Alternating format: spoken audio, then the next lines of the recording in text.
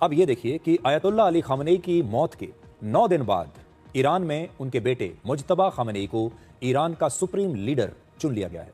वो ऐसे समय में सुप्रीम लीडर बने हैं जब ईरान में युद्ध चल रहा है और इस पद पर उनके पिता 86 वर्ष के आयतुल्लाह अली खामनेई ने 37 वर्षों तक ईरान का नेतृत्व किया। अब समझिए कि मुज्तबा खामनेई को सुप्रीम लीडर बनाने के पीछे क्या बड़ा संदेश है, इसका मतलब क्या है। पहला, ईरान की सत्ता में कट्टरपंथी गुटों की पकड़ आज भी उतनी ही मजबूत है और खामनेई की विचारधारा आगे भी ऐसे ही ईरान की सत्ता में और ईरान में जारी रहेगी, यानी कोई बदलाव नहीं आया। ना सत्ता परिवर्तन हुआ, ना ही सत्ता में किसी भी प्रकार का कोई विचारधारा का परिवर्तन आया है। ईरान में जो जैसा था वैसा ही है। खामनेई वहां सबसे शक्तिशाली नेता थे।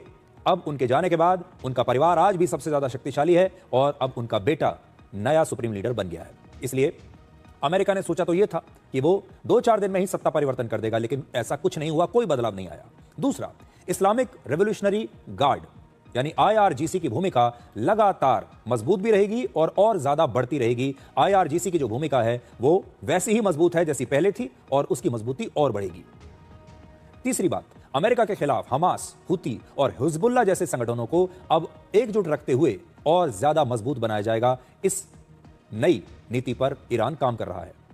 अमेरिका के लिए एक बहुत बड़ा संदेश ईरान की तरफ से यह है कि ईरान झुकेगा नहीं, वो अपने फैसले खुद करेगा और ईरान के फैसलों में ना कोई कमजोरी दिखाई दे रही है, ना कोई बदलाव दिखाई दे रहा है।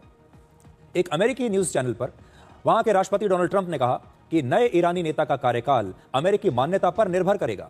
अगर हमसे मंजूरी बिना लिए किसी को सुप्रीम लीडर बनाया गया तो फिर वो सुप्रीम लीडर लंबे समय तक टिक नहीं पाएगा। डोनाल्ड ट्रंप ये कह चुके हैं कि वो चाहते हैं कि ईरान का जो अगला सुप्रीम लीडर बने उसमें उनसे भी राय ली जाए और जिसे वो कहें उसी को सुप्रीम लीडर बनाया जाए, लेकिन ईरान ने ऐसा कुछ नहीं किया। इसका मतलब यह है कि यह युद्ध अब और लंबा खिंच सकता है और ईरान झुकने का नाम नहीं ले रहा। वहीं ईरान के नए सुप्रीम लीडर का वहां पर जबरदस्त स्वागत किया जा रहा है। वहां की सरकार, सेना और आम जनता ने अपने नए सुप्रीम लीडर के प्रति निष्ठा जताई है और उनका कहना है कि हम अपने सुप्रीम लीडर के साथ मजबूती से खड़े हुए हैं।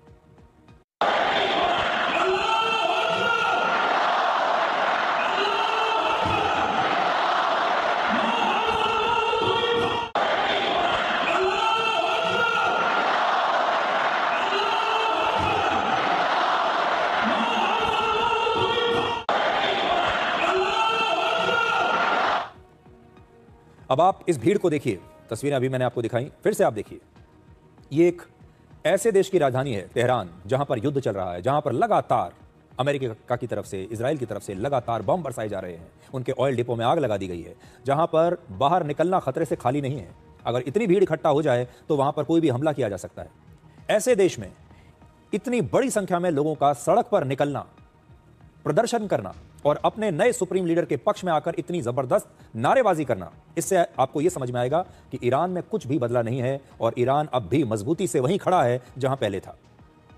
रशिया के राष्ट्रपति व्लादिमीर पुतिन ने ईरान के नए सुप्रीम लीडर को बधाई दी है और उन्होंने कहा है कि ईरान के नए सुप्रीम लीडर अपने पिता के कामों को आगे जारी रखेंगे और इस मुश्किल समय में ईरान के लोगों को एकजुट रखेंगे, ऐसी उन्हें उम्मीद है और रशिया ईरान के साथ मजबूती से खड़ा है। मुज्तबा खामनेई सीधे सर्वोच्च नेता की कुर्सी तक ऐसे ही नहीं पहुंचे हैं। उन्हें इसकी ट्रेनिंग अपने पिता से लंबे समय से मिलती रही है। वर्ष 2019 में अमेरिका ने उन पर प्रतिबंध लगाते हुए कहा था कि वो बिना किसी पद के ही ईरान की सरकार में दखल देते थे। इस दौरान तेल का व्यापार, टेलीकॉम और माइंस की इंडस्ट्री में उनका कारोबार मिडिल ईस्ट और यूरोप के कई देशों में फैल गया। ऐसा दावा किया गया कि विदेशों में बहुत सारी जगहों पर उनकी बड़ी बड़ी प्रॉपर्टीज हैं। मुज्तबा खामनेई का स्विस बैंक में अकाउंट है और लंदन के सबसे महंगे इलाके में एक आलीशान घर भी उनके पास है, जिसकी कीमत बताई जाती है कि ये 1255 करोड़ रुपए के आसपास का है। तो 28 फरवरी को ईरान में आयतुल्लाह अली खामनेई की मौत हो गई थी, जैसा आप सब जानते हैं। लेकिन एक और बड़ी बात है कि 9 दिनों के बाद भी अभी तक खामनेई का अंतिम संस्कार नहीं किया गया है। 2 बार अंतिम संस्कार की तारीख में बदलाव किया जा चुका है। जिस सुप्रीम लीडर ने 37 वर्षों तक ईरान का नेतृत्व किया, उनका पार्थिव शरीर अभी तक किसी ने देखा नहीं।